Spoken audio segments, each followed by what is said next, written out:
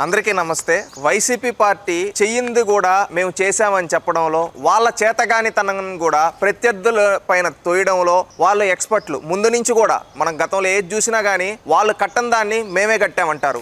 వాళ్ళ చేతగానితనాన్ని ప్రత్యర్థుల చేతగానితనంగా చూపించడానికి తాపత్రయం పడుతూ ఉంటారు. అది వైసీపీ డిఎన్ఏ. దీంట్లో భాగంగా రాయలసీమ లిఫ్ట్ ఇరిగేషన్ గురించి మనం చూస్తూ ఉన్నాం. ఎంత రాద్ధాంతం చేస్తూ ఉన్నారు. ఈ రాయలసీమ లిఫ్ట్ ఇరిగేషన్ పైన 4 ఏళ్ళు వీళ్ళు స్టార్ట్ చేస్తామని చెప్పినప్పటి నుంచి 4 ఏళ్ళు అధికారంలో ఉన్నది ఎవరు? ఈ వైసీపీ పార్టీ వాళ్ళే. కానీ ఏనాడు కూడా రాయలసీమ లిఫ్ట్ ఏదో పూర్తి చేయాలని కానీ, రాయలసీమకి ఇంకేదైనా చేయాలని కానీ ఏ రోజు ప్రయత్నాలు కూడా చేయలేదు ఈ వైసీపీ నాయకులు. కానీ నేడు అధికారం పోయిన తర్వాత వాళ్ళ చేతగానితనాన్ని తీసుకొని వచ్చి ఈ రోజు కూటమి ప్రభుత్వం పైన తోసి, చంద్రబాబు నాయుడు గారి పైన తోసి రాజకీయ లబ్ధి పొందాలి అనుకుంటూ ఉన్నారు ఈ వైసీపీ నాయకులు. దానికి ఉదాహరణే రాయలసీమ లిఫ్ట్ ఆగిపోయిందన్నా, దాన్ని పూర్తిగా మూతపడిందంటే దానికి పూర్తిగా 100% కారణం జగన్మోహన్ రెడ్డి. ఎందుకంటే ఎలాంటి అనుమతులు, పర్యావరణ క్లియరెన్స్లు ఇవేవి తీసుకోకుండా జగన్మోహన్ రెడ్డి పాలనా పరమైన అనుమతులను 5/5/2020 సంవత్సరంలో ముఖ్యమంత్రిగా ఉండేటప్పుడు ఇచ్చాడు. ఎవరైనా కానీ మీరు ఒక్కసారి ఆలోచించండి. ప్రాజెక్టు పూర్తి చేయాలి, ప్రాజెక్టు వల్ల 10 మందికి మేలు జరగాలంటే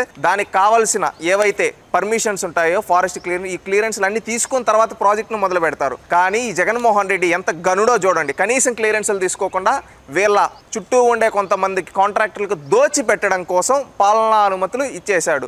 ఏంటి ప్రాజెక్ట్ క్లియరెన్స్లు ఇవేవి రాకముందుగానే ఈయన 5/5/2020 దీనిపైన 15/5/2020 అంటే వీళ్ళు ఇచ్చిన పాలనా అనుమతులు ఇచ్చిన 10 రోజుల్లోనే ఎన్జిటిలో, చెన్నై ఎన్జిటిలో కేసు పడింది. దీనిపైన 20వ తేదీ 5వ నెల 2020 అంటే వీళ్ళు అనుమతులు ఇచ్చిన 15 రోజులకి నిపుణుల కమిటీని ఏర్పాటు చేసింది ఎన్జిటి. ఇదే కాకుండా వీళ్ళు ఎంత ఇదంటే పర్యావరణ అనుమతులు లేనందున ప్రాజెక్టు పనులు నిలిపేయాలంటూ 20/5/2020 ఆదేశాలు కూడా జారీ చేసింది ఎన్జిటి. దాన్ని కూడా పట్టించుకోవాలి ఈ జగన్మోహన్ రెడ్డి. అంటే 2020 అంటే జగన్మోహన్ రెడ్డి ముఖ్యమంత్రి అయిన తొలి సంవత్సరంలో ఈ విధంగా దీన్ని కనీసం పాలనా అనుమతులు కూడా తీసుకోకుండా ఈ విధంగా స్టార్ట్ చేస్తే ఎన్జిటిలో కేసు వేస్తే ఎన్జిటి దీనిపైన ఒక కమిటీని వేసి దీన్ని ఆపేయండి. కనీసం వాదనలు వినిపి కనీసం పట్టించుకోకుండా గాలికి వదిలేసింది రాయలసీమ లిఫ్ట్ని ఎవరు? ఈ జగన్మోహన్ రెడ్డి. మళ్ళీ ఇంకొకటి ఏంటంటే డిపిఆర్ లేకుండా వీళ్ళు పనులు చేసేస్తున్నారు. ఇప్పుడు మనం ఏదైనా ఒక ప్రాజెక్టు కట్టాలన్నా లేదైనా ఒకటి డిపిఆర్ అనేది రెడీ చేస్తారు. ఈ జగన్మోహన్ రెడ్డి ఎంత ఎక్స్పర్టో చూడండి. ప్రాజెక్టులకు కావాల్సిన క్లియరెన్స్లు తీసుకోడు, ఇక్కడ డిపిఆర్ సబ్మిట్ చేయడు. ఇవేవి చేయకుండా, డిపిఆర్ సబ్మిట్ చేయకుండా పనులు చేసిన దానికి 22/3/2024 జగన్మోహన్ రెడ్డి ముఖ్యమంత్రిగా ఉండే అప్పుడు 2.65 కోట్లు జరిమానా వేసింది ఎన్జిటి. అంటే ఇది రాయలసీమలో ఉండే ప్రతి ఒక్క యువత, రైతన్నలు, మహిళలు ప్రతి ఒక్కరూ ఆలోచించండి అమ్మా. రాయలసీమ లిఫ్ట్ ఇరిగేషన్కి సంబంధించి దానికి కావాల్సిన ఏవైతే ప్రాజెక్ట్ క్లియరెన్స్లు ఉంటాయో అవేవి తీసుకోకుండా ప్రాజెక్టును మొదలుపెట్టాడు. ఎవరిని మోసం చేయడానికి? కనీసం డిపిఆర్ కూడా సిద్ధం చేయకుండా ప్రాజెక్టు పనులు మొదలుపెట్టారంటే ఎవరి కోసం? వాళ్ళ కాంట్రాక్టర్ల కోసం కాదా? జగన్మోహన్ రెడ్డి దోచుకు తినడం కోసం కాదా? రాయలసీమ ప్రజలకు నిజంగా మేలు చేయాలనే నీకు అభిప్రాయం ఉంటే డిపిఆర్ ఎందుకు సబ్మిట్ చేయలేదంటున్నాం? ప్రాజెక్ట్ క్లియరెన్స్లు ఎందుకు తేలేదని అడుగుతూ ఉన్నాం సూటిగా. ఇది నీ చేతగానితనమా, లేకపోతే కావాలనే రాయలసీమ ప్రజల్ని దగా చేయడం కోసం చేసావా అని సూటిగా అడుగుతూ ఉన్నాం. జగన్మోహన్ రెడ్డి గారు, వైసీపీ పార్టీ నాయకుల్ని సమాధానం చెప్పండి. 5 ఏళ్ల మీ చేతగానితనాన్ని ఈ రోజు తీసుకొని వచ్చి కూటమి ప్రభుత్వంపై తోసి రాజకీయం చేస్తున్నారంటే సికండి రాజకీయాలు కూడా ఇంత హీనంగా ఉన్న, అంతకంటే నీచంగా ఈ రోజు మీరు దిగజారిపోయి రాజకీయాలు చేస్తున్నారని రాయలసీమ ప్రజలు అడుగుతున్నారు. ఒకటి, రాయలసీమ పైన మీకు నిజంగా చిత్తశుద్ధి ఉంటే ఆ రోజు ప్రాజెక్టులు క్లియరెన్స్లు ఎందుకు తీసుకోవాలా? డిపిఆర్ ఎందుకు సబ్మిట్ చేయలేదని రాయలసీమలో ఉండే ప్రతి ఒక్కరు అడుగుతున్నారు. 5 ఏళ్లు మీరు నిద్రపోయి ఈ రోజు ప్రాంతీయ విద్వేషాలు రెచ్చగొట్టడానికి రాయలసీమ పైన కపట ప్రేమ చూపించే వైసీపీ నాయకుల్ని సూటిగా అడుగుతూ ఉన్నాం. గతంలో మీరు అధికారంలో ఉండేటప్పుడు రాయలసీమ ఇరిగేషన్ ప్రాజెక్టులకు మీరు కేటాయించింది ఎంత? గతంలో 2014 నుంచి 19 వరకు చంద్రబాబు నాయుడు గారు కేటాయించింది ఎంత? చెప్పే దమ్ము మీకుందా? 2014 నుంచి 19 వరకు ఆనాడు తెలుగుదేశం పార్టీకి రాయలసీమలో మెజారిటీ లేకపోయినా 4 జిల్లాల్లో 3 జిల్లాల్లో ఆనాడు వైసీపీకే మెజారిటీ ఉంది. కానీ చంద్రబాబు నాయుడు గారు నాకు మెజారిటీ ముఖ్యం కాదు, నా ప్రయారిటీస్ ఇరిగేషన్ ప్రయారిటీ అని చెప్పి 12,000 కోట్లు ఆనాడు రాయలసీమ ఇరిగేషన్ ప్రాజెక్టుల కోసం కేటాయించారు. అదే విధంగా 15 ప్రాజెక్టులు పూర్తి చేశారు. ఆఖరికి పులివెందలకు కూడా సాగునీరు అందించిన ఘనత తెలుగుదేశం పార్టీది. కానీ నేను రాయలసీమ బిడ్డని, ముద్దు బిడ్డని అని చెప్పుకునే జగన్మోహన్ రెడ్డి గారు 5 ఏళ్లలో కేటాయించింది ఏంటో తెలుసా? 2019 నుంచి 24 వరకు కేవలం 2,000 కోట్లే. కానీ రాయలసీమలో ఈయన సాధించిన స్థానాలు ఎన్నో తెలుసా? 52 స్థానాలు ఉంటే 49 స్థానాలు జగన్మోహన్ రెడ్డికి అందించారు ఆ రోజు. కానీ ఈయన కేటాయించింది కేవలం 2,000 కోట్లు. ఈయన పుణ్యమాని రాయలసీమలో 102 ప్రాజెక్టులు మూతబడ్డాయి ఈ జగన్మోహన్ రెడ్డి గారి చేతగానితనం వల్ల. నాడు ఇది జగన్మోహన్ రెడ్డి గారి పరిస్థితి నాడు రాయలసీమలో. అదే కాకుండా వాళ్ళ సొంత జిల్లాకి, సొంత నియోజకవర్గానికి నీళ్ళు వచ్చే దానిది గోరవకల్ రిజర్వాయర్ ఉంది.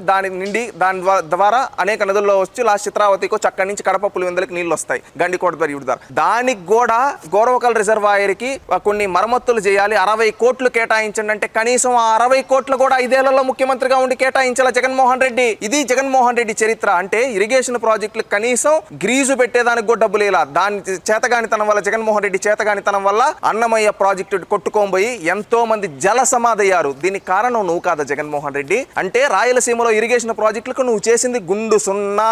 రాయలసీమ ప్రజలకు అందరికీ తెలుసు. కనీసం గ్రీజు పెట్టలేనోడివి నువ్వు ఈ రోజు ఇరిగేషన్ ప్రాజెక్టుల గురించి మాట్లాడుతున్నావా అని అడుగుతూ ఉన్నారు. రాయలసీమకి ఇరిగేషన్ ప్రాజెక్టులకు ఏదన్నా చేసిందంటే అది తెలుగుదేశం పార్టీ చేసింది. నాడు ఎన్టీ రామారావు గారు, ఆ తర్వాత చంద్రబాబు నాయుడు గారు కృష్ణా జలాలను శ్రీశైలం నుంచి సీమకు తరలించడం కోసం పట్టి సీమ కట్టారు. గుర్తుపెట్టుకో జగన్మోహన్ రెడ్డి. ఆవుకు టన్నల్ ద్వారా గండికోట కావచ్చు, మైలవరం కావచ్చు, చిత్రావతి కావచ్చు, పైడిపల్లెం కావచ్చు, ఈ జలాశయాలకు జలకల తీసుకొని వచ్చింది తెలుగుదేశం పార్టీ. అదేవిధంగా మచ్చుమర్రి ఎత్తిపోతల పథకం కావచ్చు, పులకర్తి ఎత్తిపోతల పథకం కావచ్చు, ఇలాంటివి ప్రాజెక్టులు కట్టించింది చంద్రబాబు గారు. తెలుసుకో జగన్మోహన్ రెడ్డి. ఇంకొకటి ఆంధ్రనీవా కాలువల విస్తీర్ణం చేసి కుప్పం వరకు కృష్ణా జలాలు 795 కిలోమీటర్ల రాయలసీమలో కృష్ణా జలాలను పరుగులెత్తిచ్చింది తెలుగుదేశం పార్టీ చంద్రబాబు నాయుడు గారు. ఆఖరికి నీ సొంత నియోజకవర్గానికి కూడా సాగునీరు అందించిన ఘనత తెలుగుదేశం పార్టీది. ఇదే కాకుండా రాయలసీమ కరువును తరిమి కొట్టడానికి ఒక తెలుగు గంగ, ఒక ఆంధ్రనీవా, ఒక గాలేరు నగిరి, అదేవిధంగా సోమశీల, పోతిరెడ్డిపాడు, మచ్చుమర్రి లాంటి ఎన్నో పథకాలను కట్టి సీమకు జలకళ తీసుకొని వచ్చింది తెలుగుదేశం పార్టీ. నీ 5 ఏళ్లలో నువ్వు కావచ్చు, అంతకుముందు నీ తండ్రి కావచ్చు, కనీసం ప్రాజెక్టులకు గ్రీజు పెట్టాలా. ఇది మీ చరిత్ర. గుర్తుపెట్టుకో. రాయలసీమలో ఉండే ప్రతి ఒక్కరూ ఆలోచించండి. ఈ రోజు రాయలసీమ ప్రాంతాన్ని విద్వేషాలు రెచ్చగొట్టాలనుకుంటున్నాడు ఈ సైకో జగన్మోహన్ రెడ్డి. ఈయన్ని సూటిగా నిలదీస్తున్నాం, సూటిగా అడుగుతూ ఉన్నాం. 5 ఏళ్లు అధికారంలో ఉండేటప్పుడు గుర్తుకు రాని రాయలసీమ ఈ రోజు నీకు ఎందుకు గుర్తుకొస్తూ ఉంది? ఓట్ల కోసమా జగన్మోహన్ రెడ్డి అని అడుగుతూ ఉన్నాం. నీ కుటుంబాన్ని 4 దశాబ్దాలుగా ఆదరిస్తున్న కడపలో ఒక్క ఉక్కు కర్మాగారం కట్టలేకపోయారు. నువ్వు నీ తండ్రి 10 ఏళ్ల పైన ముఖ్యమంత్రులుగా ఉండి మేము జాతీయ స్థాయిలో నాయకులు అని చెప్పి ఆనాడు కాంగ్రెస్ పార్టీలో మీరు ఎదిగిన మీరు కనీసం ఒక్క ఉక్కు కర్మాగారం 4 దశాబ్దాలుగా కట్టకుండా కడప ప్రాంత ప్రజల్ని మోసం చేస్తున్నారు. ఈ రోజు కొప్పర్తిలో కంపెనీలు వస్తున్నాయంటే అది తెలుగుదేశం పార్టీ ఘనత. కడపలో అదేవిధంగా ముఖ్యంగా పులివెందుల్లో కావచ్చు, ఎంతో మంది రైతులకు డ్రిప్ పైన సబ్సిడీ ఇచ్చి వాళ్ళు పండించిన పంటలు ప్రపంచానికి ఎక్స్పోర్ట్ చేసే విధంగా తయారు చేసామంటే అది తెలుగుదేశం పార్టీ ఘనత.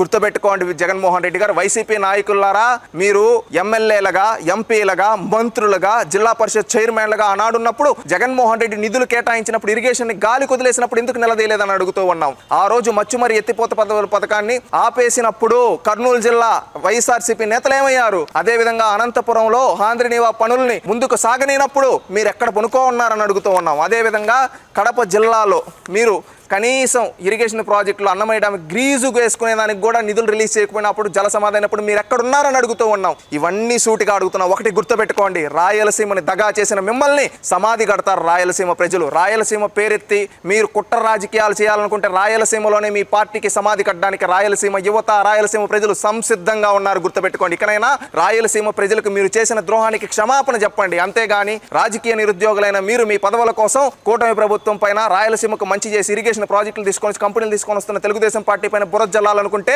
రాయలసీమలోనే మిమ్మల్ని పాతి పెడతారు. గుర్తుపెట్టుకోండి. బహిరంగంగా రాయలసీమ ప్రజలకు మీరు చేసిన మోసాలకి క్షమాపణ చెప్పండి. లేకపోతే మీకు భవిష్యత్తు లేకుండా రాయలసీమ ప్రజలు చేస్తారు.